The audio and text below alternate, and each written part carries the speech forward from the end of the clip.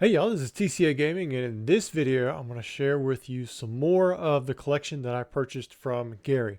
Now with this uh, collection that I'm sharing today, most of the stuff is not English, but I still think that some of you guys will be excited by what you see. A lot of it's older stuff.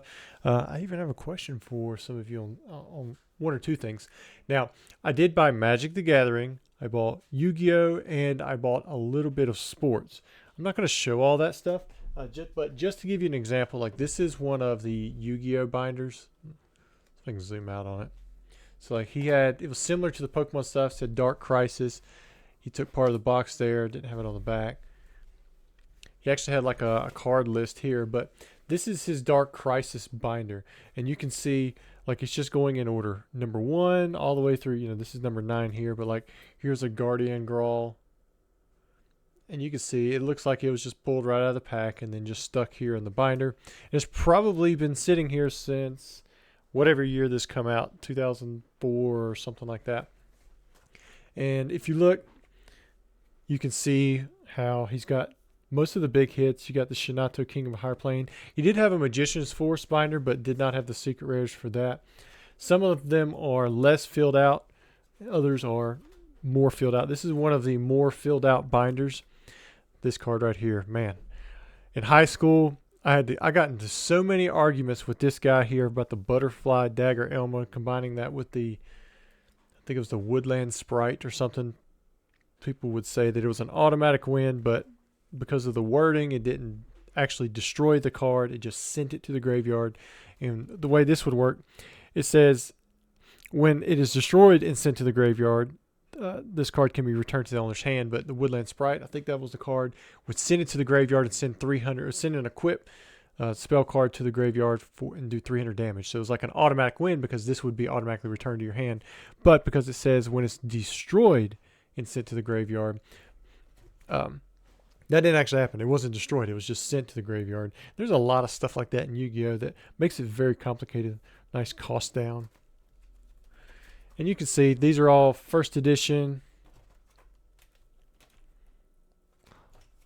Goes all the way through until you get to the end. Some of them have doubles. You can see Judgment of Anubis. That was the one that I always got when I opened up the packs. I didn't see the 000, but there's Blast Held by Tribute. You just have one of those without any letters on its name. But then he also had Unlimited here. So that was kind of cool seeing all of that. This was a pretty decent card when it came out. First time you could get a 1900 attack monster with 4 stars, and it was not like secret rare, super rare, something like that. It goes all the way to the end. You can see there's the Unlimited, and there's the Vampire Lord, which is what we would want on the first edition side. But anyways, lots of binders like this. Lots of random cards as well that he had, just leftover commons, uncommons, that kind of thing. All right, next up, I'm going to show you guys some of the Pokemon stuff, and we are going to open a few things here at the end. I don't know what these really are. I haven't looked them up yet, but if you guys do know, let me know, because when I pull this out, this looks to be like red, blue, and yellow. I would assume these are for like the game. Like, I don't know. I thought it was green on the Japanese side, but you see it's like this action comic type deal.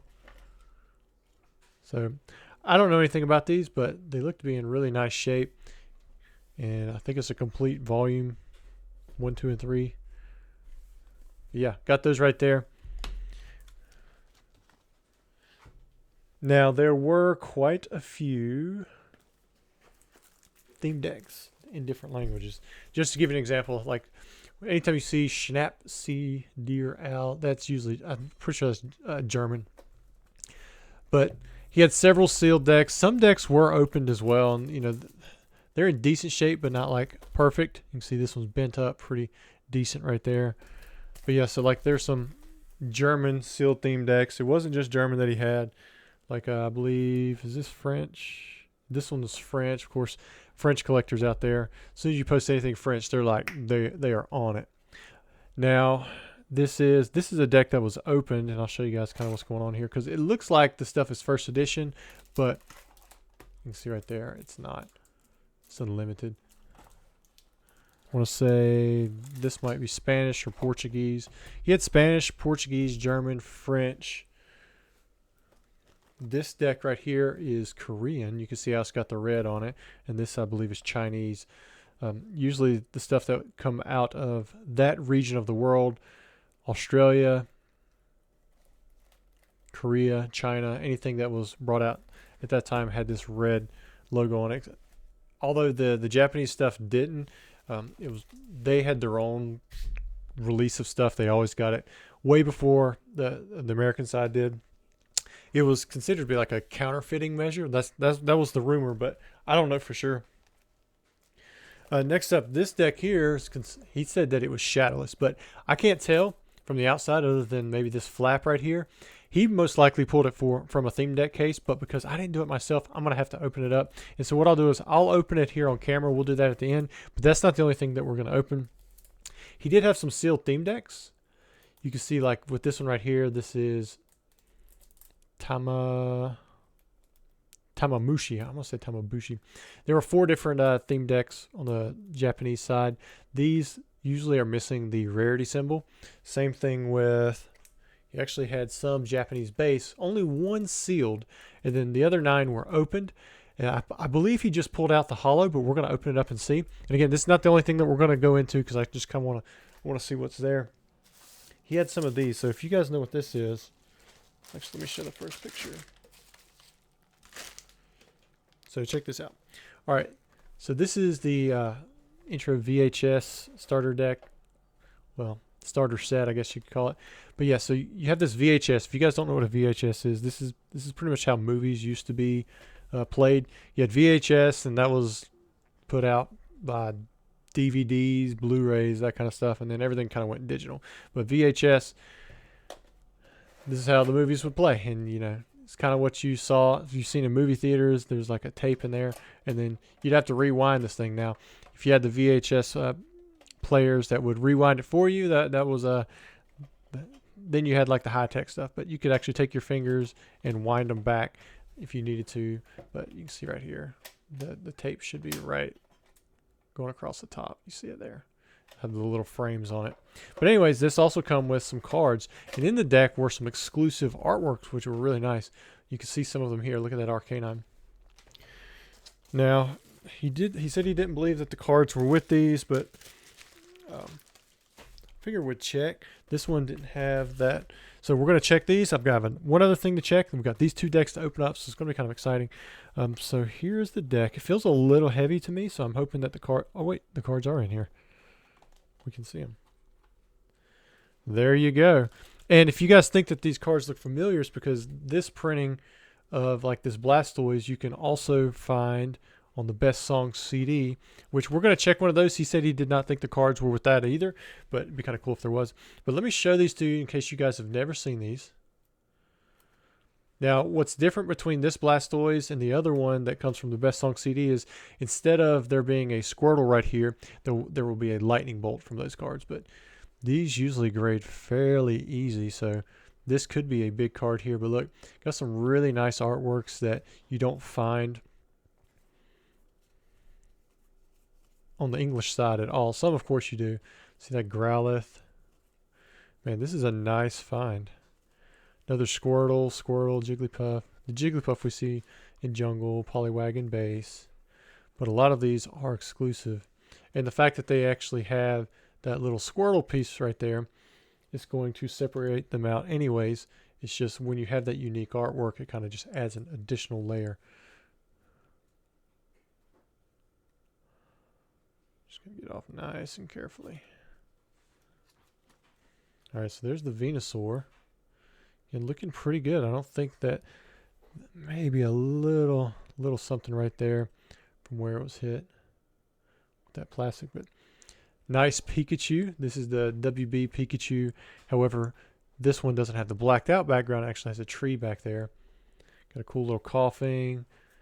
These Jinxes, anytime you see a Jinx with a black face, that's going to be a very early iteration of Jinx because that was later changed to a purple face. There's Ivysaur. There's another Bulbasaur. Got Electabuzz.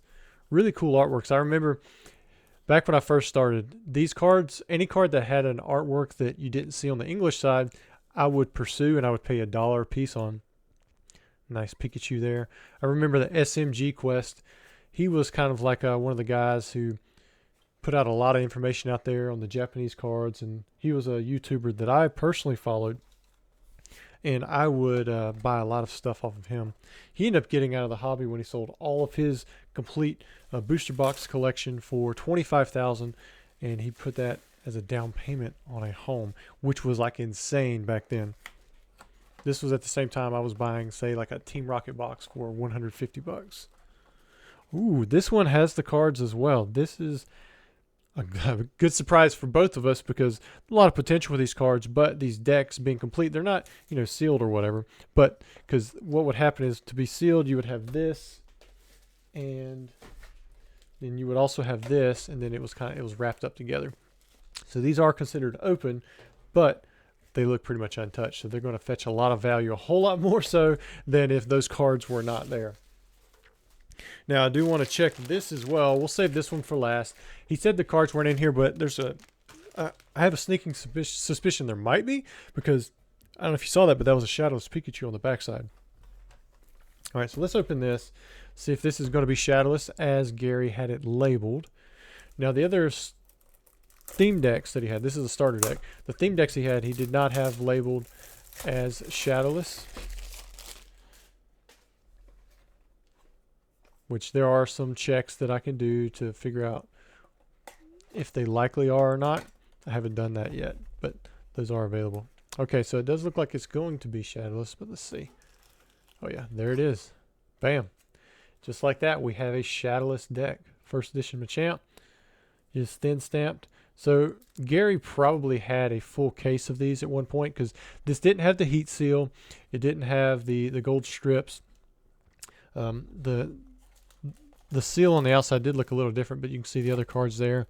So that is confirmed. And we've opened up shadowless decks before, so I'm not going to go through all the contents. The cards are always the same for the English side.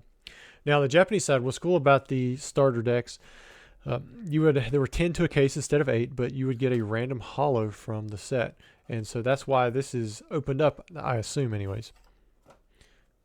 All right, so we're going to start off with the Aberrant. I believe that the cards inside of here can also be random, but a lot of these Japanese base cards are very expensive right now. What I'm hoping for are some Pikachus. I've seen ZNG post several sales of the Pikachu very high. You can see these do have the rarity symbol. You can get these starter decks without the rarity symbol past base set, but they carry some of the trainers from the original base, but you can distinguish the cards that come within the theme decks from the actual no rarity trainers and some of the other cards by how large the text is down below. As I understand it, I could be wrong on that. But I think a lot of the commons and uncommons are random. Ooh, we got a Pikachu. The centering looks good, it being in the middle of the deck. Wow. That one, that looks like a 10. That looks like a surefire 10. Wow, that's really good. Squirtle, you can see Jinx right there. Again, that was corrected later on. Let's see if we'll get another Pikachu in here. It looks like we're down to the energies. But yeah, so even with these not having the holographic inside of it, they do have some potential. And yeah, it was really fun. Just seeing, Pikachu come out of there. It's not going to be like with, say, the Zap theme deck from base set where you're guaranteed 4 Pikachus and all the other same cards. All right, last but not least, we are going to open up this. And again, he said he thought the cards weren't in there, but then I flipped it over. I was like, well, you got the Shadowless Pikachu right there on the back. And he's like, oh, well, who knows? And so let's just see what we have here. So this is the best song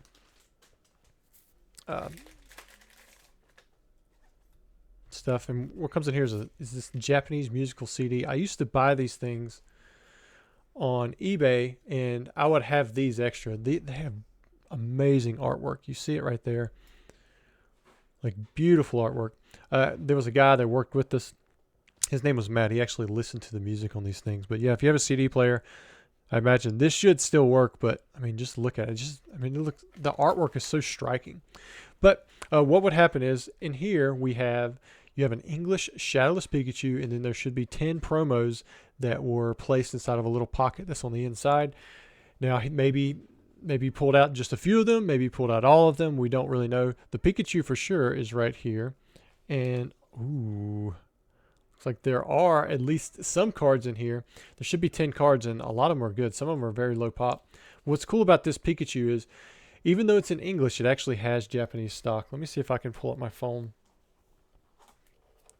and show you what I mean. I'm going to unseal this thing. If I can do it without damaging the card. You may have picked up right away, it's not just the camera, but this card itself is actually lighter than a typical shadowless Pikachu. Also, look at the surface. It's a little bit glossy. You can see the front border is Japanese printing, so it's not double stamped along the yellow. And then let me see if I can get my camera to work. Well, not my camera, but my flashlight. It may not work in the strong light. I don't know if you can see it, but you can actually see where the light comes through the card a little bit more than what you would expect for something with English stock in this, because it doesn't actually have English stock. Let me see if I can pull that one of these cards back out again. I'm going to open up this and I will show you what I mean. Because people used to determine whether a card was real or fake. Man, that's kind of tough. By if it was translucent, can you see the swirl on the backside? So when you look at this, see how the light just barely penetrates. Like I have it on the card, and you definitely can't make out any shapes or anything. Now with the Pikachu, this is Japanese stock. It's a little bit thinner. It's much stronger. You can even see, like right there is the middle of the Pokeball. So you can see that. So the Japanese stock doesn't have, I assume it doesn't have that blue-black ink layer, or something about it makes it thinner. What we can do is, I'll actually rip an energy. That way we can take care of the blue. All right, so it does have the same core. This is a Japanese energy. But for whatever reason, on the English side, either it's thicker or, you know, just something in the way that it's made, you can't get the same translucency as you can on the Japanese cards. Now, if you have a fake card, see when I put it right on, I mean, you can just make out that whole Pokeball. Now, if you take a fake card, I might even have some right here. Yeah, we'll open up a fake card right now. These are a little bit newer, so hopefully I don't prove myself wrong like I just did with the core stuff. Usually the swirl, it is like very easily seen. Well, this is definitely more easily seen. Oh yeah, there you go. See how you can read that Pokemon? And right there you can see the Pokeball. If you actually hold this up to a light bulb that has a bit more, less concentrated but stronger light, you can see the whole swirl like coming through the backside on something like this. Whereas Japanese cards, you can see a little bit of the swirl, and then English cards, you can almost, normally you don't see anything unless you just hold a very strong light right up to it. And so the reason I say that is because this is different than the Pikachu that you pull out of a shadowless base set pack. One, the glossy, that's the obvious. Two, it's lighter. It doesn't have a double stamp border. And then fourth, you have that slightly more visible translucency when you pass light through the core itself. But anyways, usually a fairly easy card to grade. Hopefully it does pull a 10. It does look like it has a good shot. So I love old Japanese product for this reason. You just have decent shots at getting good grades, whereas a lot of the English stuff you just never know. Here, let's see what was in that Japanese pack. I said that was gonna be the last thing we opened up. But yeah, nothing in there. Just a fake Unbroken Bonds booster pack. Now, we have some real money cards in here. If you pull the Charizard, I sold one of those for $5K. If it went to a 10, it doesn't always get to 10. But I remember a time when you could bulk buy the Charizards for like $40 a piece. And here, let's don't even risk it. Let me just pull this thing back here. All right, so there's some damage counters. Hopefully it's got all 10. Feels like it could be all 10. All right, we've got the Porygon. Some of these cards are really low pop. Ooh, we got the Venusaur. There's the Lightning Bolt that I was talking to you about. Snorlax, great card there too. Nice swirl. All right, got the Blastoise. Arcanine. This is the same one that we saw as the WotC promo number 6, if I remember correctly. Mewtwo. These are almost always off center, but you can see it's got a nice glossy surface. There will be a few other glossy cards in here. Got the Mew. The centering on this one's a little better, little bit bottom heavy, but again, really nice card. This is the Bubble Mew. All right, this is the computer error. Now the computer error, this one right here is the much more common version, but see how this R has a red outline? If you come across one that has a white outline, then that's actually a trophy level card. And then we have the super energy retrieval. All right, so it does look like the Charizard was pulled out. I'm going to just go through, make sure no cards stuck with each other. So everything in here is present except for the Charizard, right? 3, 6, 9. So it's missing the one card. Still, even though it's missing that Charizard, a lot of value that comes with this. Man, he did a good job of pulling that out without actually messing this up or the cards. But I believe Gary submitted like 5,000 of these cards, you know, for the very first Pokemon submission back in the day, which is kind of crazy and impressive to think about. Anyways, guys, I appreciate you taking the time to watch this video. I hope you've enjoyed these last few videos where I'm showing you guys some of the stuff that I bought from Gary. Believe me, there is a lot more stuff, but I still owe him money on some of these things. Like I have to price out most of the stuff that you saw in this video. I still have to price out and get him a payment for. So I don't want to spend too much time having all these different stacks and things around everywhere, because he did send these items with me. He's trusting me to price them fairly and to make payment to him promptly. So I'm going to take care of that. And if you guys have questions about anything or you're interested in something, please feel free to reach out. Thanks.